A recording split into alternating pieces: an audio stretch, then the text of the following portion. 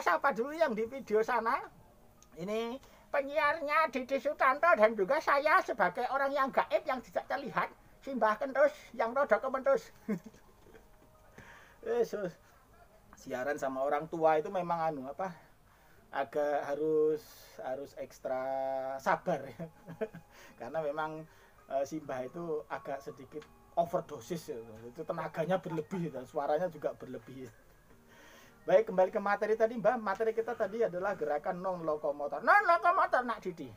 Jadi gerakan non lokomotor itu harus dilakukan tanpa berpindah tempat atau secara statis atau secara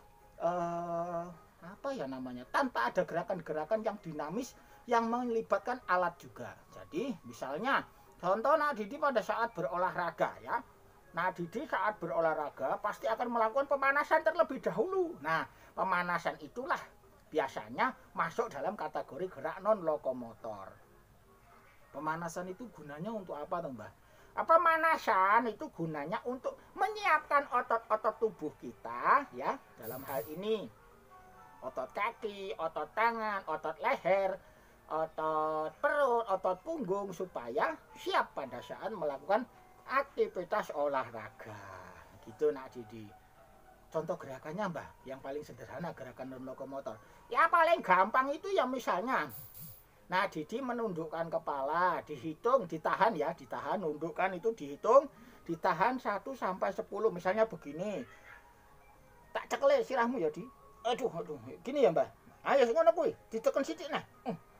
Dihitung Di. 1 2 3 4 5 6 7 8. Wis ngono kuwi wae. Sampai angka 8 ya. Jadi gerakan-gerakan sederhana itu dapat kalian lakukan ya, dimulai dari urutan yang paling ekstremitas atas. Atau ekstremitas atas itu yang mana ya? Kepala ini ya Mbak ya. Ini Mbak. Kepala turun ke bawah gitu. Iya, benar. Jadi dari bagian leher kemudian turun ke bagian pundak, lengan atas, lengan bawah, tangan, bagian pinggang, kemudian bagian tungkai atas dan tungkai bawah. Tungkai atas dan tungkai bawah itu sesungguhnya namanya ya bagian kaki ya, gampangannya gitu aja ya. Oke Mbah, jadi itu memang bagian-bagian tubuh yang kita ulur. Nah, contoh-contoh gerakannya Mbah, supaya nanti anak-anak bisa tahu Mbah. Ya contohnya seperti tadi, melipat leher, kemudian meregangkan kedua tangan, kemudian meliukkan pinggang, membungkuk, mencium lutut, kemudian melipat lutut dan sebagainya. Nah itu pemanasan itu kan penting Nak Didi.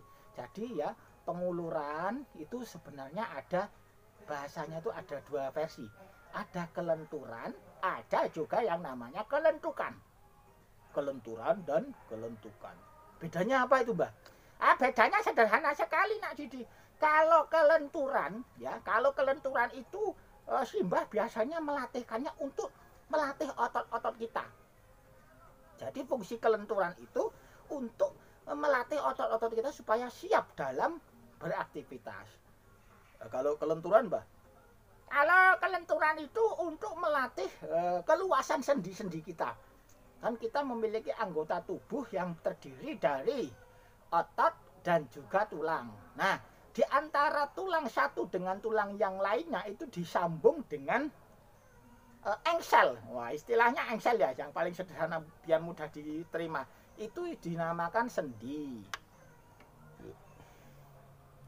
Jadi engsel itu bisa dikategorikan sebagai alat yang menjembatani antara satu tulang dengan tulang yang lainnya. Waduh, ini sih Mbah pengetahuannya kok ya rada sedengan Mbah. Sedengan piye ya ngelmu ya padake. Jadi Mbah, memang penting ya itu, sendi itu harus dipelihara. Ya harus dipelihara, karena apabila sendinya itu kaku dan banyak penumpukan atau keluasan geraknya terbatas, nah itu beresiko cedera Nak Didi. Nah fungsinya agar kita berlatih itu fungsinya yaitu untuk meningkatkan keluasan sendi kita agar sendi kita menjadi lebih fleksibel. Fleksibel itu apa ya? Lentur. Nah, lentuk. Kalau lentur otot ya lentuk sendi ya. Jadi gitu Nak Didi. penting itu sekali dilakukan. Ora karo nyemprot to, Mbah. Ayo kanang Simbah iki rada ketoke gaib ning kok rada nyemprot to, Mbah. Baik, tadi sudah disampaikan Mbah Kentus bahwa memang olahraga itu kita memerlukan yang namanya pemanasan. Pemanasan, betul sekali Nak Didi. Nah, pemanasan itu menurut versi Simbah itu dibagi menjadi dua, yaitu pemanasan statis dan pemanasan dinamis. Nah, pemanasan statis itu berisi melatih otot dan sendi kita. Kalau melatih otot itu dengan kelenturan, kalau melatih sendi namanya kelentukan. Ya, itu bedanya. Nah, sekarang nganu Nak Didi timbul pertanyaan. Pertanyaan apa, Mbak? Kalau misalnya Nak Didi pengen menguatkan otot. Nah, terus apa yang kira-kira dilakukan? Yang kira-kira dilakukan apa Nak Didi supaya ototnya menjadi kuat? Ya otomatis Mbak, saya sering berlatih. Nah, berlatihnya itu juga harus hati-hati Nak Didi. Supaya apa? Berlatih itu dengan terukur, kemudian terprogram, terencana, dan juga bebannya harus diperhatikan, serta intensitasnya juga harus diperhatikan.